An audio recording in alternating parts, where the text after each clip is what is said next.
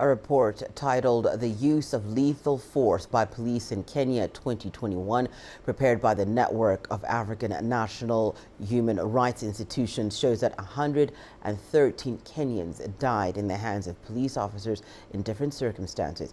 As CGTN's Nick Mudima now reports, key cities in Kenya are the most affected.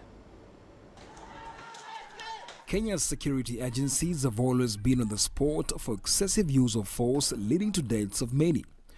The police are often accused by rights groups of using excessive force and carrying out unlawful killings. More than 100 civilians were killed by police in 2021, according to a report by the Network of African National Human Rights Institutions. The launch of this report today was informed by the pattern of the use of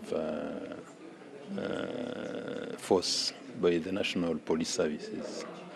And of course, in many countries across the continent, this is the issue of concern because, of course, the police is allowed to use force in certain circumstances, but again, the excess of use of force and the manner it's used, that could be an issue. The report further shows that there were 121 victims who were injured by police, out of whom 21 were injured by police gunfire, while 100 others were wounded through other means other than firearms. The police officers have also found other ways of dealing with their victims. So a few years ago it was shooting. Right now we are seeing a lot of enforced disappearances. We are seeing extrajudicial executions. We are seeing torture. So the police officers have derived other ways of dealing with the victims. However, the report indicates that the actual number of cases were higher than the 162 reported by all the institutions, and that there was not proper participation by other institutions, particularly at the local level.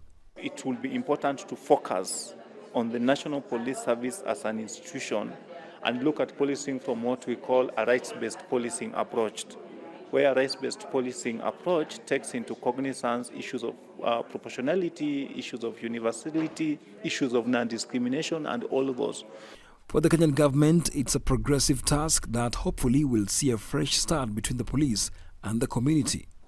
The ministry shall continuously strive for practical reforms to stem the tide of perceived conflict between police officers and their communities, and to recommit this nation to the principles of fairness and equal treatment, including at the hands of police that are core to our democracy. The report was done in collaboration with 4 Kenya-based institutions: the Independent Policing Oversight Authority, the Kenya National Commission on Human Rights, the Independent Medical Legal Unit, and the Mathare Social Justice Center.